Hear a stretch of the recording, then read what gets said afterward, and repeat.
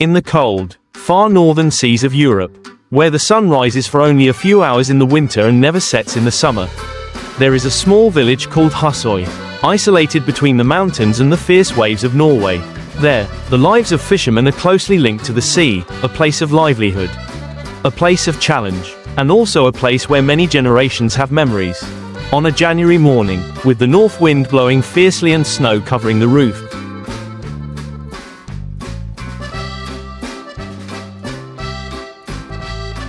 Lars, a 47-year-old fisherman, woke up at 3 a.m. He is the fourth generation of his family to work at sea. Since childhood, Lars has been familiar with the sound of waves, the sound of ships' engines, and long nights on the ice.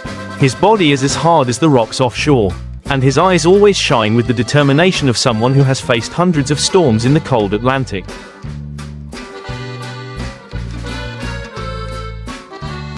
Lars and his son Emil, 22, prepare for a 4-day voyage. They fish with bottom trawls, a giant fishing gear that can catch dozens of tons of fish in a single haul, but requires precision and experience to operate. Their boat, the Havind, is nearly 30 meters long, has a heated cabin, a satellite navigation system and a cold storage room to preserve the fish at sea.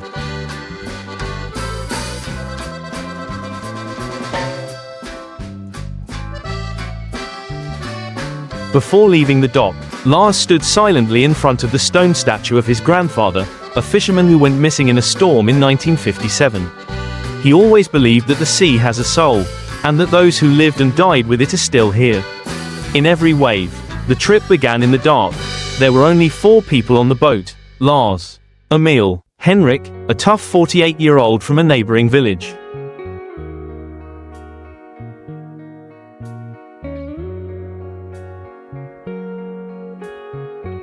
and Jorgen, a cook and mechanic. The night sea was as black as ink. Only the light from the cabin reflected on the water. The boat glided through the waves, heading for a fishing area 90 nautical miles offshore, once famous for its giant schools of cod. Arriving at the position, Lars stood at the main control. With expert skill, he operated the netting system. The giant net, 180 meters long and more than 10 meters high,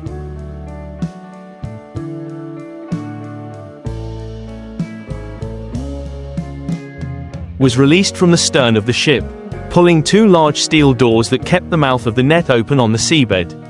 Emil and Henrik checked the pressure, depth and speed of the pull on the touchscreen in the auxiliary control room. As the net touched bottom, Havind moved slowly into the wind, maintaining a speed of 2.5 knots. Every meter of the seabed was scoured,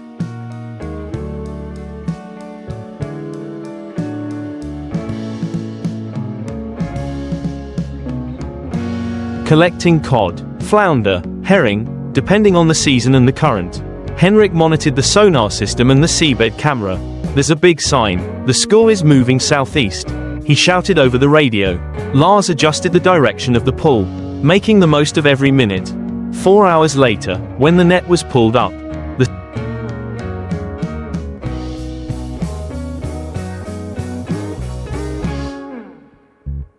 sea suddenly exploded with the sound of fish splashing. The whole deck lit up. Tons of cod, the most prized fish in northern Europe, were dumped onto the deck using hydraulic cranes. Emil and Henrik used scythes to size the fish, while Jorgen was down in the cold storage operating the conveyor belt that carried the fish into the deep freeze.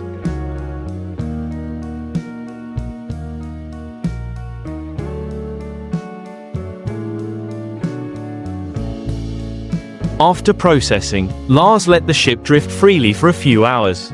The crew dined on hot halibut soup and toasted black bread. Jorgen told them ghost stories at sea, about a ghost ship that had appeared in the fog near Iceland. Emil listened attentively, his eyes lighting up. Even though he was born in modern times, he still believed in the old stories of his father and grandfather.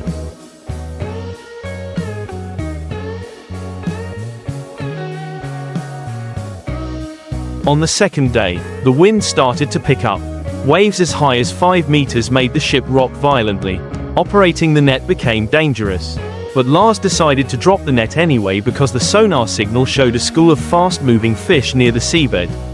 The team tied their safety ropes, put on life jackets and worked in the cold wind of -15 degrees Celsius.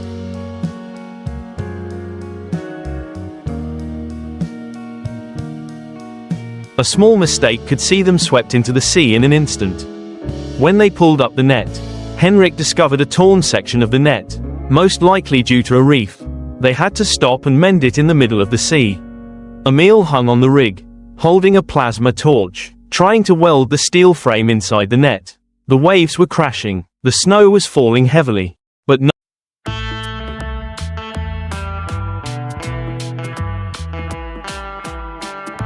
no one complained. They knew that no one could help them but themselves. On the second night, Havin dropped anchor in the calm sea near the Lofoten Islands. The brilliant aurora appeared like a purple-blue silk strip winding across the sky. Emil saw this scene for the first time, silently watching, his heart filled with pride. He suddenly understood why his father could not leave the sea, a harsh place but also a sacred place where souls reside.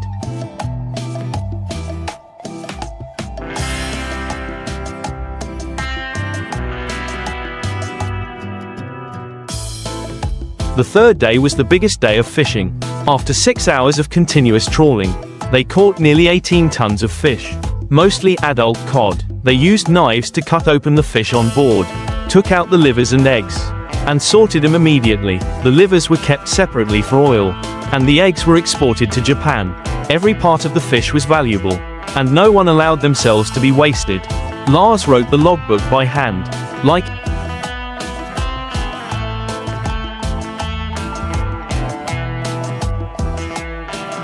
his grandfather did. January 11 to 31 tons of fish in 3 trawls. Waves were force 4. Emil operated the tractor very well. Henrik slipped but was okay. Aurora, missing mom, Havin sailed through the storm like a steel knight, cutting through the white waves. Emil steered the ship following his father's instructions, his hands shaking with cold and tension. When they reached Husøy harbor at dawn,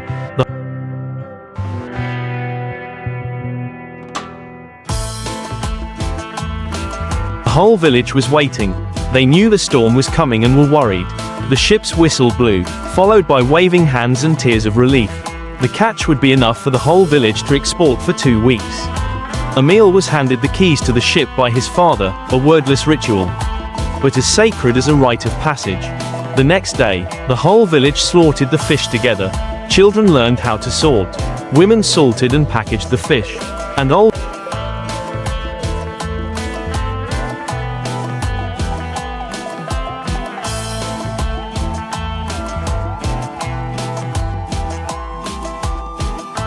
men told stories of the sea. Husøy was not rich, but they never lacked food or went hungry. The sea had given them everything: fish, tradition, memories and courage. Lars and Emil's story is not just their own, but a slice of the life of Northern European fishermen, people who live in the snow and wind, trade fish for life, and keep the sea as part of their flesh and blood.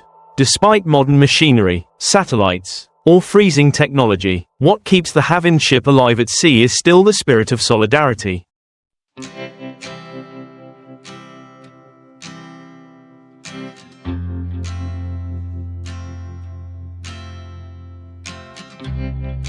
The experience of their ancestors, and the love of the sea that reaches deep into their bones. When spring comes, the snow gradually melts, the herring return to the coastal waters to spawn, and then one early morning, Lars and Emil step back on the ship, cast their nets again, face the strong wind again, and continue the endless story between people and the sea, a place that is not only a place to make a living, but also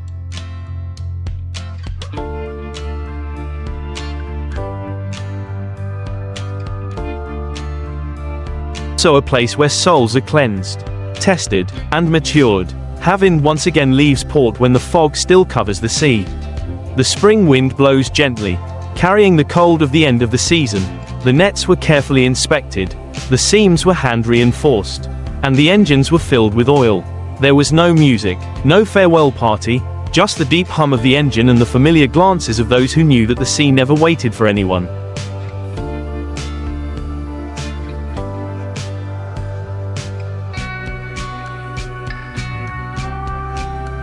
Emil had grown accustomed to steering the boat while Lars stood behind him.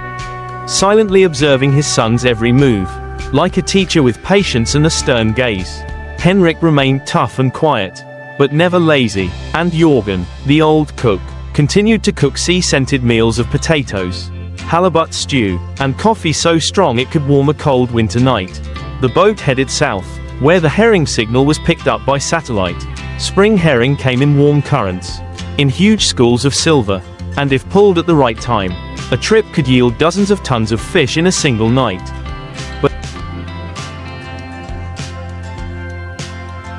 But herring are fast, and only experienced fishermen can read the subtle changes in the current. The subtle movements under the moonlit sea. They cast their nets in the middle of the night. This was not a bottom trawl, but a purse seine, a huge ring of net that was cast around the fish and then slowly pulled back with cameras. Emil and Henrik monitored the radar and infrared cameras. They saw the silvery glints, the sign of a huge school of herring circling the area.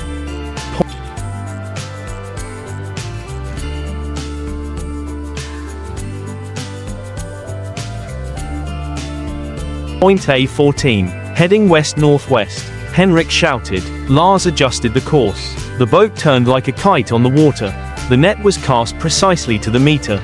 Each line sank deep into the water. When the net was drawn in, the slapping of fish echoed across the deck.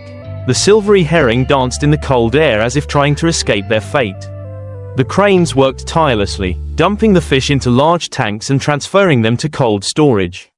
No one slept. Everyone's eyes were red, but their mouths kept telling stories.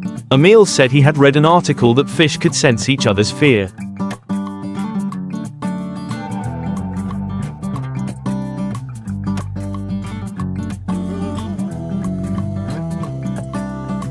And Jorgen mumbled that herring were clever, they always moved in spirals to fool their enemies.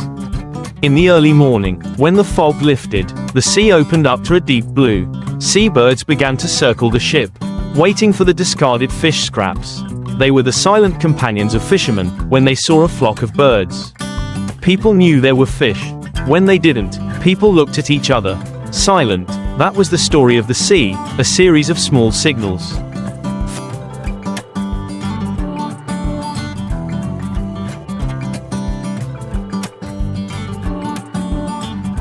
Faint signs that only those who had spent their lives at sea could understand. The ship returned to Hussoy at dusk. The harbor whistle sounded to signal a safe return. The crates of herring were brought ashore, divided among the processing plants. Some for export, the rest for traditional dry salting. Emil saw his mother. She was standing on the shore, smiling and waving, her eyes warm as the late afternoon sun. Although she had never been to sea, she had always been the one who kept the fire burning in the small wooden house at the end of the village, the place where every fisherman looked forward to returning. A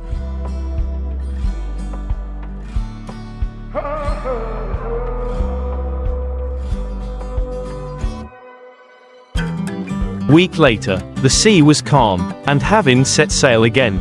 The cod season was over, but the flounder season was coming. The flatfish, like large leaves, lay deep in the sand, hard to catch and difficult to preserve. This time they went further, near the Greenland Sea, where there were strong currents and dangerous reefs. Henrik was seasick but still smiled, saying that those who lived by the sea could not be weak-hearted.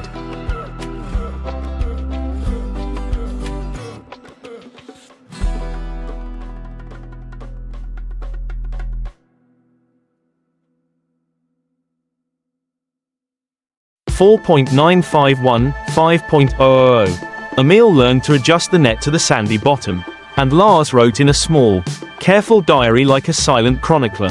The summer sea was not pleasant. The sun never set, making people lose track of time. Sometimes they worked 20 hours a day without realizing it. Coffee, cigarettes, and jokes were the only things that kept them sane.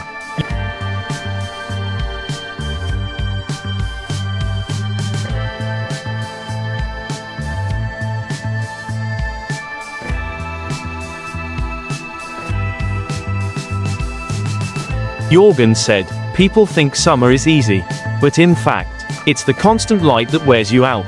He was right. There was no night, and no dreams. In the middle of the trip, a storm suddenly came. The radar had not warned. A huge wave hit unexpectedly. causing the ship to list sharply to one side. A net was swept away, and Henrik almost fell off the deck if he had not grabbed the railing.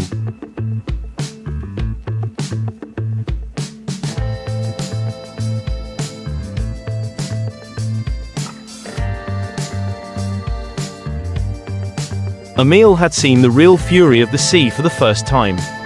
He was shaking, his heart pounding, but Lars only said one sentence: "This is what men have to face." Emil did not reply, but he understood that what kept the ship afloat was not just the steel, but the unyielding spirit of the men who steered it. When the storm passed, the sea was calm again. The sky opened up a strange pink-orange. No